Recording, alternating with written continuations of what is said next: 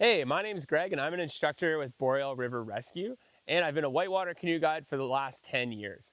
Today I'm going to show you how I teach others how to set up a tarp and share some of my favorite tips along the way.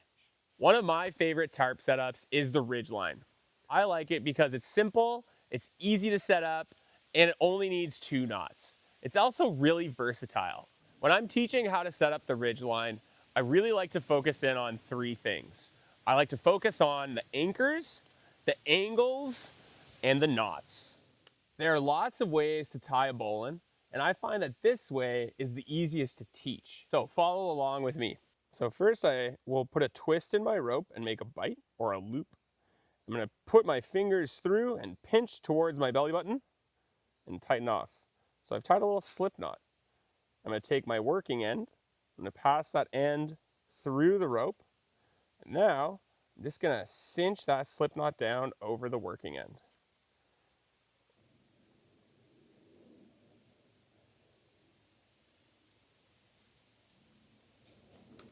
To tie a trucker's hitch, I'm going to take my rope and I'm going to pass it around whatever I'm trying to anchor to. In this case, a tree. Well, I pass my rope around and then I'm just going to let it dangle down. Now, the reason I like to teach that bowline in the way that I taught it to you earlier is because it's actually fairly similar to how we're going to tie the trucker's hitch now. So, step 1 is we're going to make a slip knot. And now there's honestly lots of ways that you can do this part too. I like the slip knot because it's easy to untie. So I'm going to put in 1 twist. Now, if you have an older rope, adding a second twist is my magic secret for making this easy to untie. I'm going to take my fingers, and this time I pinch towards the tree. So I pinch towards the tree, and now I'm passing the whole rope through once again. Another key difference here is I'm going to pull towards the tree now to get my tension. To finish this off, I'm going to take my fingers and I'm going to pinch really hard so I don't lose the tension I've just created. Then I'm going to make a 4, and I'm going to finish this off with a hitch. So here's my 4. I'm going to reach around and through. I'm actually just going to pull a bite. Remember, a bite is a loop. Because what this does is it makes this really easy to untie. And then that way, if I need to adjust, or in the morning when I'm taking down my tarp, it's really easy. Reiterate, I add tension, I make a 4, and I pass a bite through. So here we're going to be setting up an A-frame tarp. This setup of tarp is really helpful for rectangular shaped tarps. First step is I'm going to look for a spot where I have a wide open area that'll fit my tarp, step 1. I'm hopeful that I can find lots of anchors, whether they're, in this case, it'll be trees, maybe there are large rocks, other shrubs, other types of things I can anchor to so that I can have really good angles for my tarp.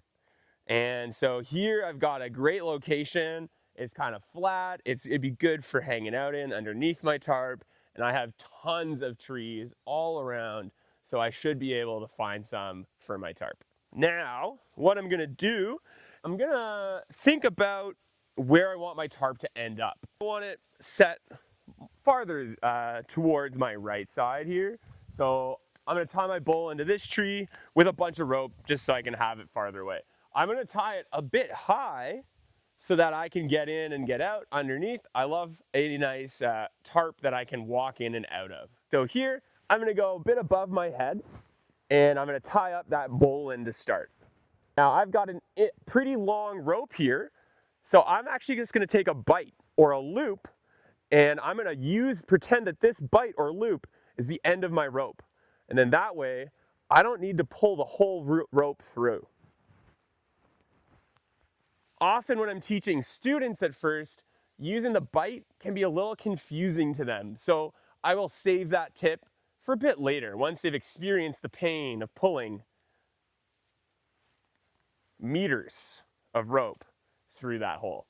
And then across from this tree, I've got another tree that I'm going to tie my trucker hitch to.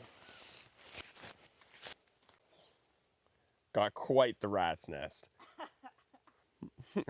Sometimes folks like to leave their knots and ropes rather untied so you don't end up with a massive rat's nest. Occasionally what I'll do instead of rolling up all my cords is I'll fold my tarp up, roll it, and then wrap all those cords all the way around my rolled up tarp.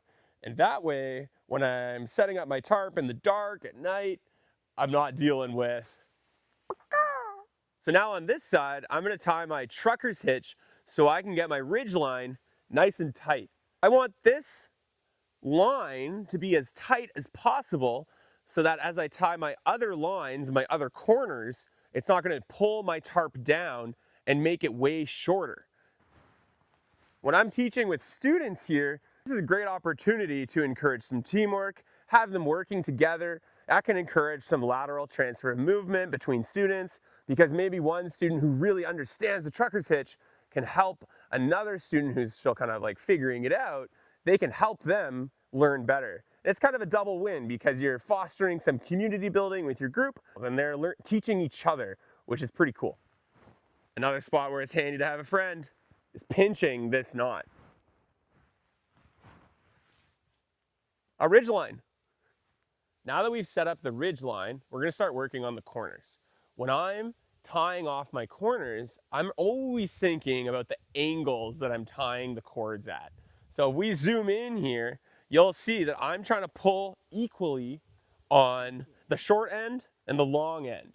And then that way, when I've pulled all ends tight, it doesn't look kind of like this, where I have a flappy end and one tight end. When it comes to teaching tarp setups and the angles, I find this is a common mistake with students.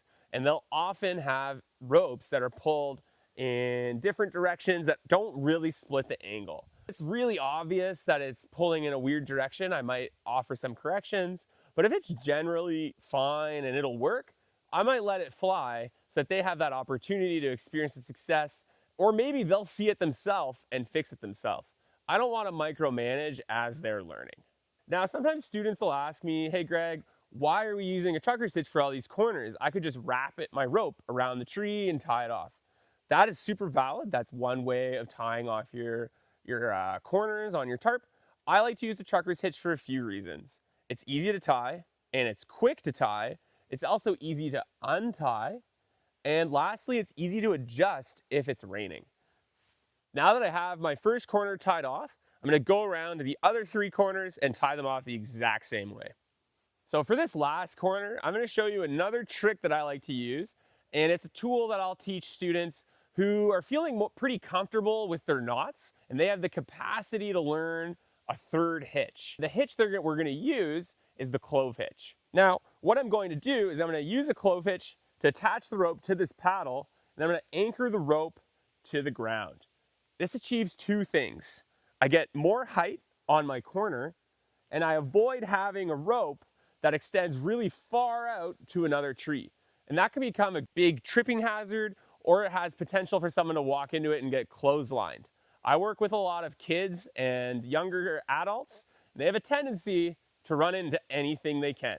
So I'm going to tie that clove hitch. I'm going to put it around the T-grip of my paddle. I'm using a paddle here because I work as a canoe guide, and I often have one of these kicking around. A big stick works, a hiking pole, really anything that's long and is strong enough. Now I'm going to go to the ground and anchor this off. I'm using a peg here because the ground is soft, but a tree root would work if you had one, or a big rock, really any kind of natural anchor that you like. So here we have our ridgeline tarp all set up. Now, if I'm working with students, some areas that I might be giving feedback on would include making sure that their angles are nice and tight and that there's no saggy points in the tarp. On top of that, I also want to look at the angles and the pitch of that ridge line. The steeper it is, the more it's going to shed water. If it's real flat, then water is going to pool if it's raining. The tarp setup behind me, I use a lot in my life if I'm working with big groups or if I'm guiding. I like to call it the party tarp, but essentially it's a big square tarp and we have a high point in the middle. Here's how I set it up. The angles of our anchors are really important. You want them to be 90 degrees from each other. Think north, south, east, west. If they're too close, you get really big sags in your tarp. Now, what I like to do to help myself find the anchors is I imagine myself in the center of where the tarp is going to be. And then I look around and I'm looking for my anchors. So here to my left, I've got a great looking tree. And then I'm going to use my other arm and make an L and point and look around for another tree that has 90 degrees away. Once I've got that tree, I'm going to open up my arms and make 180 degrees. And then now this way, I've got 3 anchors, and then I go back to my middle tree and open up again. It ends up looking like a bit of a dance, where I'm just kind of like pointing around my arms and looking for trees that look like they should work. Now that I've got my anchors identified, I'm gonna grab the tarp, I'm gonna lay it out, and I'm gonna tie off my anchors. Now that I have my tarp all laid out, I'm gonna tie off all the ends with a trucker's hitch.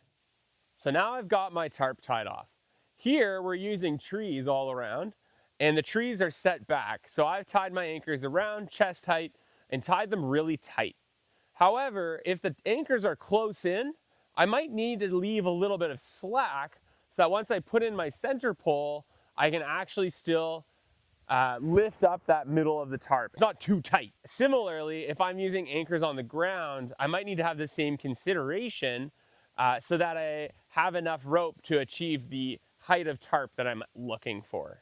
Now that we have all the corners tied off and they're at the right tension, we're gonna raise the roof. Today we're gonna use a big stick.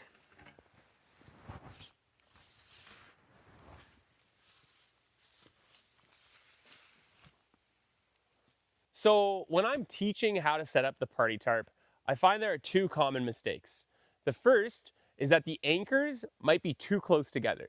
And what this causes is a big sag in the tarp, which also in wind can become quite a sail. The second mistake that I come across is that the anchors might not be strong enough. And so my tip when I'm testing my anchors is I am gonna go up to my anchor and pull on it with my whole body weight. And I wanna make sure that that anchor isn't moving. And this is especially relevant with rock anchors. So again, when I'm teaching these tarps, I like to focus on the anchors, the angles, and the knots. There are a lot of other ways to set up a tarp, and I actually have a few more tricks up my sleeve too. So if you wanna know more, or if you have your own favorite trick, let us know in the comments below.